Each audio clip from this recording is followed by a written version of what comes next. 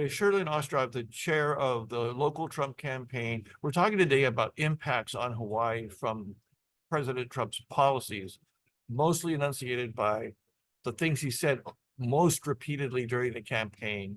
And we have Carl Bonham, a noted local economist, saying that some of the biggest picture things, stimulating the economy, extending tax cuts, tariffs, and migration will all affect Hawaii's economy in a negative way. How do you respond to that? I mean, that might worry some people. No, I understand that some of those general statements might worry people. I think that we are most of the people voting for Donald Trump are excited about the cuts that are aimed towards working and middle class people. So there are overarching economic policies that are going to be put into play, but some of those things that are directly going to affect our people, especially here in Hawaii, the kupuna on Social Security, our overtime workers, and our tips is for our hospitality is going to be a huge boon to our local families here. I will bring this up because I think one of the concerns that one of the predictions he made was that a lot of those very specific new tax cuts might run afoul of even Republicans in Congress who say, we've already cut taxes. Let's go slow on some of these things until we know that our deficits are under control. Do you think that might happen? Yeah, I think there is probably some concern, but President Trump's policies are rooted in the inefficiencies of Washington, D.C. And I feel like some of those things about removing the overreach of the federal government and returning some of those things back to the states, and in particular here in Hawaii, is why I picture a different future than some of those general statements. How do you think that returning some of those things to local control will help Hawaii? So I really would love to focus on the education for Hawaii and the most recent proclamation that we're going to do away with the Department of Education in Washington, D.C. As a mother, looking at how Hawaii solves the needs of our keiki, we are in best position to understand that. I'm a proponent of school choice. I'm a proponent of taxes not forcing you to have to go to traditional public schools. So there are a lot of things as a mother that I am really excited about the possibilities. And more education for a keiki means that they might have more opportunities here at home, and those things that really matter to me, keeping our keiki and our ohana together here in Hawaii. I'm going to ask a question that has occurred to me, and I've mentioned this a couple of times. We talked about it on the Insights show the other day, is that the people in Hawaii who largely voted for Donald Trump seem to be working class people from these working class districts. We talked about Ewa, Kapolei, West Side. Yes. That support that former President Trump got from working class people. Do you think the Republican Party is hearing that and is going to become more attentive and more cautious about harming and in fact work to help working class people directly?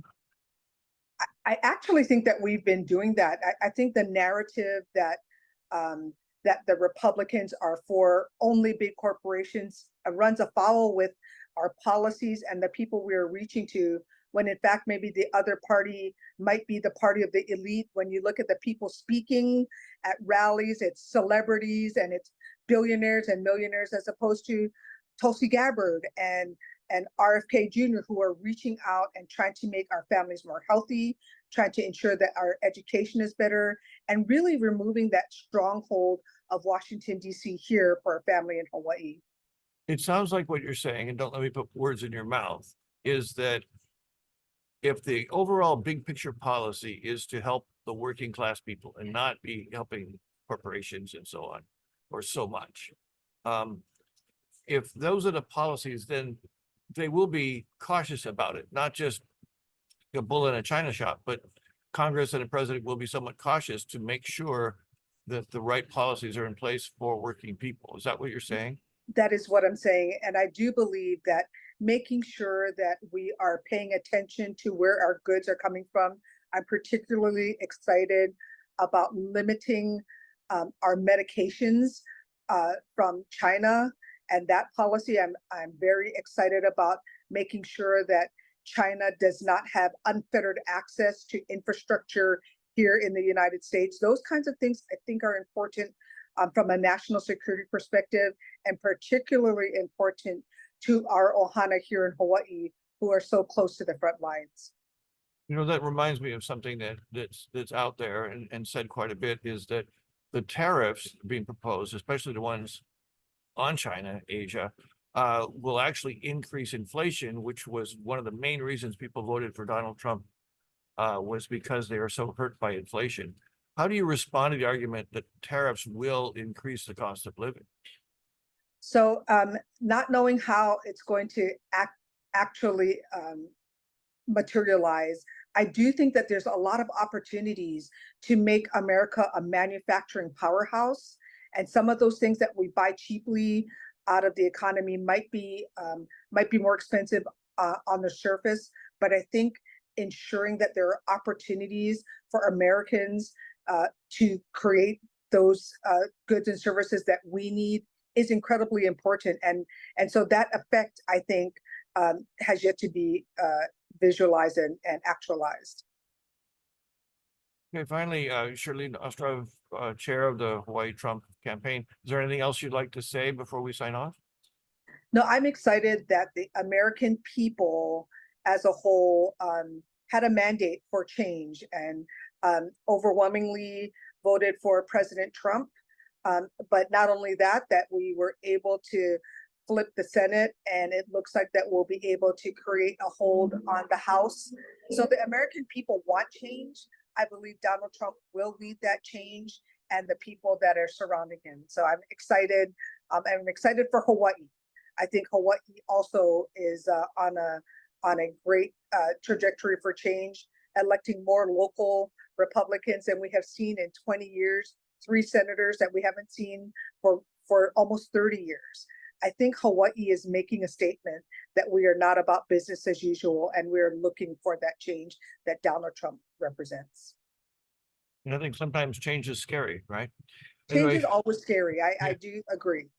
All right, Shirlene Ostrov, the Chair of the Hawaii Trump campaign. Thank you so much, and we'll talk to you again soon. Aloha, Darrow. Thank you.